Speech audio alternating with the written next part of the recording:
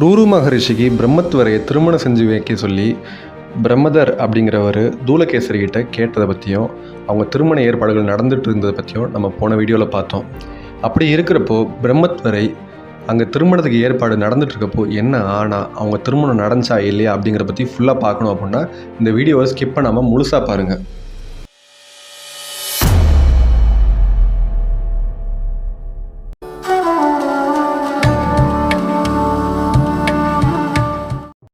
ரூரு மகரிஷி பிரம்மத்வரை மீதுள்ள ஒருதலை காதல் நிறைவேறு சமயமான இந்த திருமணத்துக்காக பயங்கரமாக ரொம்ப சந்தோஷமாக காத்துட்டு இருந்தார். அதாவது நம்மளோட காதலியை நம்ம திருமணம் பண்ணிக்க போகிறோம் அப்படிங்கிற சந்தோஷம் இந்த உலகத்தில் யாருக்குமே நம்ம வாயால் சொல்ல முடியாது.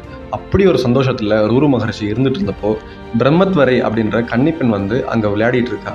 இப்போ விளையாடிட்டு இருக்கப்போ அங்கே பாம்பு தூங்கிட்டு இருந்துச்சு. அதாவது ஒரு பண்டில் மாதிரி சுற்றி அது தூங்கிட்டு இருந்ததை பார்க்காம அந்த பாம்பை இந்த பிரம்மத்வரை மிதிச்சிடுறா. மிதிச்ச உடனே இந்த பாம்பு பயந்து போய் பிரம்மத்வரை கடிச்சிடுறா. கடிச்ச உடனே பிரம்மத்வரை பாம்பு திண்டி இறந்துடுறாங்க.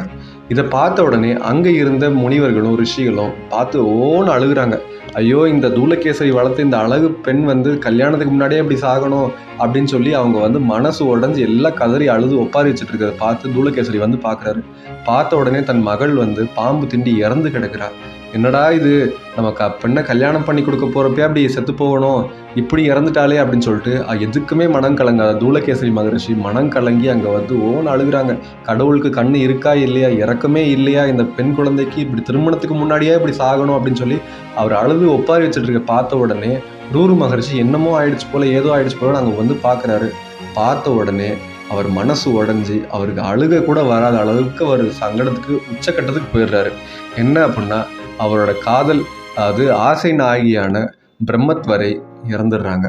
அங்கே எப்படி இறந்தாங்கன்னு பார்த்தா பாம்பு கடிச்சு இறந்துருக்காங்க. அப்போ தான் ரூரு மகரிஷி யோசிக்கிறாரு, எப்படி இப்படி இறந்தாங்க, கல்யாணத்துக்கு முன்னாடி இப்படியா நடக்கணும், தன் காதலி நம்ம ஒரு நாளும் நம்ம முழுசாக முகத்துக்கு நேராக பார்த்தது இல்லையே, அவளை திருமணம் செஞ்சு நம்ம இப்படி வாழணுன்ற கனவுகளோடு இருந்தனே அப்படின்னு சொல்லிட்டு அதை நினச்சி ரொம்பவே மனசு உடையிறாங்க.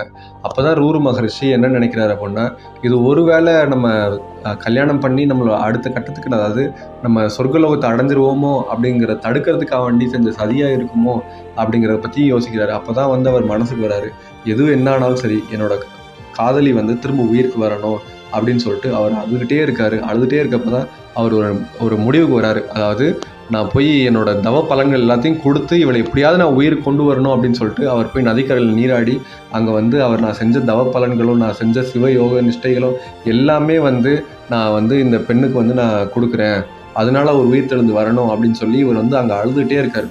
ஏன்னா தன் காதலி இறந்தது கேள்விப்பட்ட எந்த காதலும் இது பண்ண தாங்கிக்கவே மாட்டாங்க.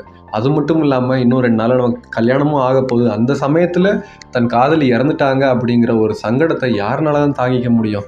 அது ரூரு மகரிஷியாக இருந்தாருன்னா, நார்மலான ஒரு நண்பராக இருந்தால் என்ன? அப்படி ஒரு சமயத்தில் இவர் அழுதுட்டு இருந்ததை பார்த்து அந்த பக்கம் ஒரு யம தூதன், அதாவது உயிர்களை கொன்று யமலோகத்துக்கு கொண்டு போகிற ஒரு யமதூதன் வந்துட்டு இருக்கான். இவர் அழுதுட்டு இருந்ததை பார்த்து யமதூதன் ரொம்பவே என்னடா இது, ஒரு மகரிஷி இவரே இப்படி அழுகிறாரு, என்ன ஆச்சு அப்படின்னு சொல்லிட்டு அந்த யமதூதன் ரூரு மகரிஷிட்ட போய் கேட்குறான்.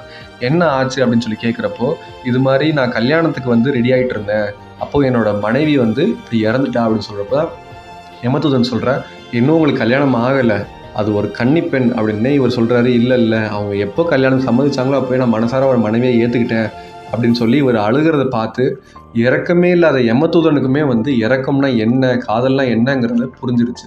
அப்போ இறக்கப்பட்ட யமதூதன் ஒன்றும் கவலைப்படாதீங்க, உங்களோட ஆயுளில் பாதி நீங்கள் உங்களோட காதலி கொடுக்கறதா இருந்தால் உங்கள் காதலி உயிர் தழ வைக்கிறதுக்கு ஒரு வழி இருக்குது அப்படின்னு சொல்லி யமதூதன் சொல்கிறான்.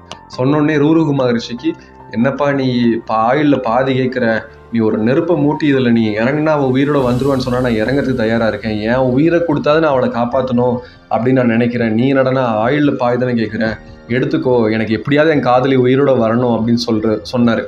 சொன்ன உடனே யமதூதன் பரவாயில்ல, எதுக்கும் துணிஞ்ச இவருக்கு நம்ம எப்படியாவது நம்ம அந்த பெண்ணை உயிர்த்தலை வச்சிடணும் அப்படின்னு சொல்லிட்டு அந்த யமதூதன் இந்த ரூரு மகரிஷியும் தூலகேசரியும் கூட்டுக்கிட்டு யமபுரத்துக்கு போகிறாரு. அதாவது யம தர்மராஜாவை பார்த்து நம்ம ஒரு வழி கேட்கலான்னு சொல்லிட்டு யமபுரத்துக்கு கூட்டு போகிறாரு.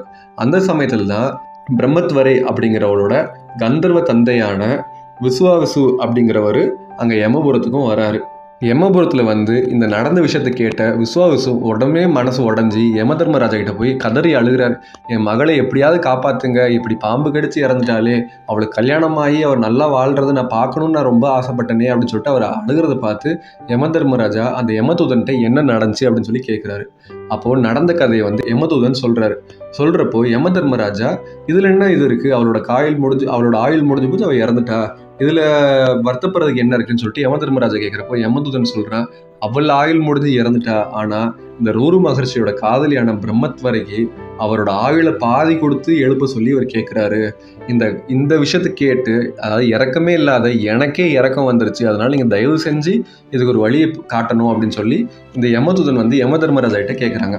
அப்போ யமதர்மராஜாவும் சரி பரவாயில்ல, நம்ம யமதூதனுக்கு இறக்கம் இல்லாமல் தான் நம்ம வளர்த்து வச்சிருக்கோம்னு நினச்சோம், ஆனால் அவனே இறக்கப்பட்டு ஒரு விஷயத்தை கேட்குறான் அப்படின்னா கண்டிப்பாக நம்ம செஞ்சாதான் நமக்கும் மரியாதை அப்படின்னு சொல்லி அவர் நினைக்கிறாரு. யமதூதனோட இறக்கத்தை பார்த்த யமதர்மராஜா யமதூதனை கூப்பிட்டு, சரி நீ பூலோகத்துக்கு போய் பிரம்மத்வரையை வந்து உயிரோட எழுப்பு, அதாவது ரூரு மகர்ஷியோட பாதி ஆயுள பிரம்மத்வரை கொடுத்து பிரம்மத்வரை உயிரோட கொண்டு வா அப்படின்னு சொல்லி அவர் அனுப்புகிறாரு. சரின்னு சொல்லிட்டு யமதூதனும் கீழே போகிறாரு. கீழே போனோடனே ரூரு மகர்ஷியோட பாதி ஆயுள பிரம்மத்வரை கூப்பிட்டு பிரம்மத்வரை எழுப்புறாங்க. எழுப்பி 2 பேருக்கும் திருமணமும் நடக்குது. ரொம்ப சந்தோஷமாக வாழ்கிறாங்க. இந்த கதையை வந்து பரிஷித் மகாராஜா வந்து அவர் அமைச்சர்களுக்கு சொல்கிறாங்க. சொன்ன உடனே அமைச்சர்கள் வந்து கேட்குறாங்க, இப்படி தன்னோட ஆயுளை பாதி கொடுத்து உயிர் காப்பாற்றுறதுக்கு யார் இருக்கா இந்த காலத்தில் அப்படிப்பட்ட ஆள் வந்து யாருமே கிடையாது. அங்கே வந்து பார்த்தீங்கன்னா ரூரு மகர்ஷி பிரம்மத்வரை காதல் பண்ணாங்க, அதனால காதலிக்காக பாதி ஆயுள் கொடுத்ததுல ஒரு நியாயம் இருக்குது. நீங்கள் ஒரு ராஜா, உங்களுக்கு யார் பாதி ஆயுளை கொடுப்பா, அப்படி துணிஞ்சவங்க யாராவது இருக்காங்களா அப்படின்னு சொல்லி அமைச்சர்கள் கேட்டப்போ அப்போ பரிஷித் மகாராஜா சொல்கிறாரு, இல்லை பாதி ஆயுளை கொடுக்கணுன்ற அவசியம் கிடையாது, ஆனால் இறந்தவர்கள் எழுப்புறதுக்கு ஒரு வழி இருக்குது அப்படிங்கிறது இந்த கதை மூலியமாக நம்ம தெரிஞ்சுக்கிட்டோம். அப்படிங்கிறனால நம்ம வந்து எப்படி என்னோட உயிரை காப்பாற்றணும் அப்படிங்கிறத பற்றி யோசிக்கணும், அதுக்கு ஏதாவது ஒரு வழி இருக்கும் அப்படின்னு சொல்லி சொல்கிறப்ப தான் அமைச்சர்களும் யோசிக்கிறாங்க. இப்படி இந்த கதையை கேட்டு அமைச்சர்கள் ராஜாவை காப்பாற்றுக்கு வழிகளை யோசிச்சாங்களா, இல்லை எப்படி ராஜாவை காப்பாற்றினாங்க, இல்லை ராஜா வந்து பாம்பு கடிச்சு இறந்தாரா, என்ன நடந்துச்சு, பரிஷித் மகாராஜாவோட முடிவோ சரி அவரோட ஆயுளும் சரி எப்படி இருந்துச்சு, அவருக்கு இந்த சாபத்துலேருந்து என்ன விடுதலை கிடைச்சிது அப்படிங்கிறத பற்றி முழுசாக தெரிஞ்சுக்கணும் அப்படின்னா அடுத்தடுத்து வர வீடியோவை கண்டினியூஸாக பாருங்கள். இந்த மாதிரி புராண கதைகளை தெரிஞ்சுக்கணும் அப்படின்னா நம்ம ஏல் சேனலை சப்ஸ்கிரைப் பண்ணுங்கள். கூடவே இந்த லைக் பட்டனை கிளிக் பண்ணுங்கள், அந்த நோட்டிஃபிகேஷன் பெல் பட்டனையும் கிளிக் பண்ணுங்கள். உங்களோட கமெண்ட்ஸ் என்னங்கிறத கமெண்ட் செக்ஷன் லீவ் பண்ணுங்கள். இந்த வீடியோ உங்களுக்கு பிடிச்சிருந்தா உங்கள் ஃப்ரெண்ட்ஸ் அண்ட் ஃபேமிலிக்கு ஷேர் பண்ணுங்கள்.